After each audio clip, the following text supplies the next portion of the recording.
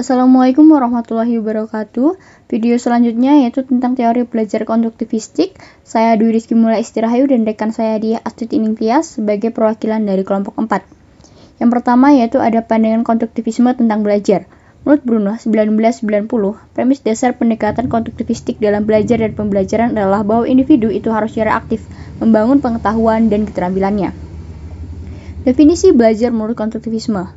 Secara filosofis, belajar merupakan membangun pengetahuan secara perlahan, kemudian hasilnya diperluas melalui konteks yang terbatas dan berarti. Sejarah teori konstruktivisme. Piaget mengungkapkan bahwa pengetahuan seseorang itu tidak dapat diperoleh dengan cara pasif, melainkan melalui tindakan. Kemudian ada pandangan River dan Bell, itu siswa tidak dipandang sebagai sesuatu yang pasif, melainkan memiliki tujuan. 2. Belajar mempertimbangkan seoptimal mungkin proses keterlibatan siswa. 3. Pengetahuan bukan sesuatu yang datang dari luar, melainkan dikonstruksi secara personal. 4. Pembelajaran bukanlah transmisi pengetahuan, melainkan melibatkan peraturan situasi kelas. Dan 5. Kurikulum bukanlah sekedar dipelajari, melainkan seperangkat pembelajaran, materi, dan sumber. Konsep belajar. Yang pertama ada konsep belajar konduktivisme menurut Jean Piaget. Menurut Jean Piaget itu terjadi dua proses. Yang pertama proses organisasi dan proses adaptasi, di mana konsep dasar dari proses adaptasi itu ada 4, yaitu skemata, asimilasi, akomodasi, dan keseimbangan. Yang kedua ada konsep belajar konduktivisme Vygotsky. Nah, menurut Vygotsky, proses belajar itu terdiri dari dua, yaitu proses belajar biologi dan proses belajar secara psikososial. Belajar itu dimulai ketika seorang anak dalam perkembangan zona proksima. Nah, penerapannya dalam pembelajaran itu ada 3, yaitu pengukuran, pelatihan aktivitas belajar, dan memberikan dukungan pembelajaran. Di dalam teori belajar Vygotsky ini ada yang dikenal dengan nama scaffolding. Scaffolding itu adalah memberikan dukungan dan bantuan kepada seorang anak yang sedang pada masa awal belajar. Kemudian sedikit demi sedikit bantuan tersebut dikurangi sampai anak dapat memecahkan masalah tersebut. Perkembangan kognitif berdasarkan pada perkembangan bahasa menurut Vygotsky itu ada 4. Yang pertama ada pre-intellectual speech, naive psychology, egocentric speech, dan yang terakhir inner speech. Strategi belajar konduktivisme. Menurut Salvin 1994 ada 3 strategi. Yang pertama ada top-down processing, yaitu keterampilan akan dibangun secara perlahan melalui keterampilan yang kompleks untuk dipecahkan menjadi keterampilan yang dibutuhkan. Yang kedua, cooperative learning, yaitu pembelajaran yang dilakukan secara berpasangan atau berkelompok yang saling membantu memecahkan masalah. Yang ketiga ada generative learning, yaitu menekankan pada adanya integrasi yang aktif antara materi atau pengetahuan yang baru. Kemudian ada model-model pembelajaran berdasarkan prinsip konstruktivisme itu ada 6. Yang pertama ada discovery learning, yaitu siswa didorong untuk belajar dengan diri mereka sendiri. Yang kedua ada assisted learning. Menurut Vygotsky, perkembangan kognitif itu terjadi melalui interaksi dan percakapan anak dengan lingkungannya. Dan secara teknis itu guru menggunakan teknik scaffolding. Yang keempat itu ada active learning, di mana siswa melakukan sebagian besar pekerjaan belajar. Yang keempat, accelerated learning, yaitu proses pembelajaran dengan cara dipercepat.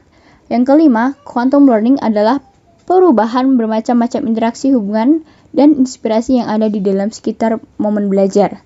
Dan yang terakhir ada contextual teaching dan learning, yaitu proses pembelajaran yang berlangsung secara alamiah dalam bentuk kegiatan siswa bekerja, bukan transfer pengetahuan dari guru ke siswa. Sekian dari saya, yang selanjutnya akan dilanjutkan oleh Mbak Dia. Ciri-ciri pembelajaran konstruktivisme menurut Egan dan Kauchak pada tahun 1997 dalam Kodijah adalah yang pertama, individu dalam proses belajar mengembangkan pemahaman sendiri. Kemudian yang kedua, proses belajar sangat tergantung pada pemahaman yang telah dimiliki sebelumnya. Ketiga, belajar difasilitasi oleh interaksi sosial. Kemudian yang keempat, belajar yang bermakna atau meaningful learning timbul dalam tugas-tugas belajar yang otentik. Selanjutnya, prinsip konstruktivisme yang pertama, pengetahuan dibangun oleh siswa sendiri. Yang kedua, pengetahuan tidak dapat dipindahkan dari guru ke murid. Yang ketiga, murid aktif mengkonstruksi secara terus-menerus. Yang keempat, guru sekedar membantu menyediakan sarana dan situasi. Kemudian yang kelima, menghadapi masalah yang relevan dengan siswa. Nah, dari kelima prinsip ini yang saya sebutkan ini, satu prinsip yang paling penting itu siswa harus membangun pengetahuan sendiri Baik, guru tidak boleh semata-mata memberikan pengetahuan pada siswa.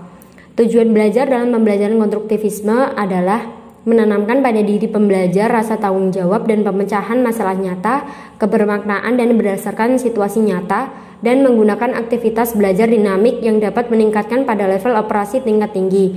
Nah, tujuan belajar ini menurut Khadijah pada tahun 2016. Implikasi teori belajar konstruktivisme dalam pendidikan menurut Puji Astuti pada tahun 1999 adalah yang pertama, perancangan kurikulum yang membentuk situasi untuk memungkinkan terjadinya proses konstruksi terhadap pengetahuan dan keterampilan. Yang kedua, merangsang peserta didik agar selalu aktif dan dapat menemukan cara belajar yang sesuai bagi dirinya sendiri. Yang ketiga, dalam proses konstruksi pengetahuan oleh peserta didik, guru hanya berfungsi sebagai moderator, fasilitator, dan rekan yang menciptakan suasana kondusif. Kelebihan dan kelemahan teori konstruktivistik ini apa aja sih?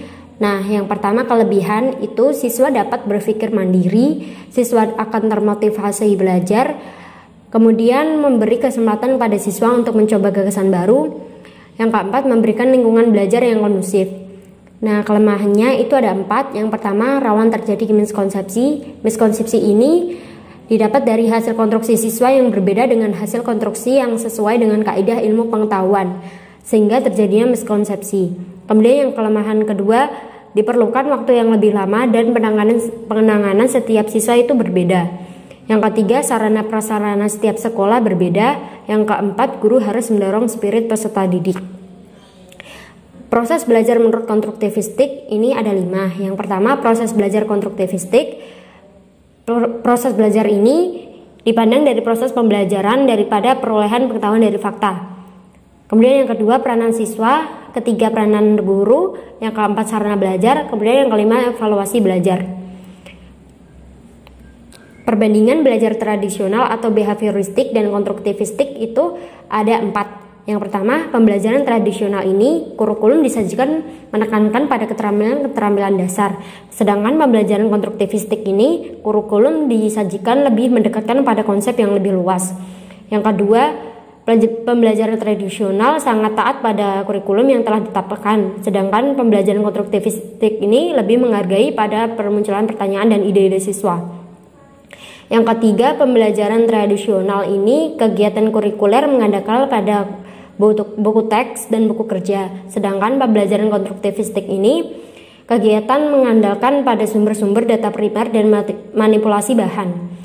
Perbedaan yang keempat, pembelajaran tradisional ini menganggap siswa itu dipandang sebagai kertas kosong yang dapat digoresi informasi oleh guru, dan guru pada umumnya menggunakan cara didaktik dalam menyampaikan informasi pada siswa. Nah, sedangkan pembelajaran konstruktivistik ini, siswa dipandang sebagai pemikir-pemikir yang dapat memunculkan teori-teori tentang dirinya.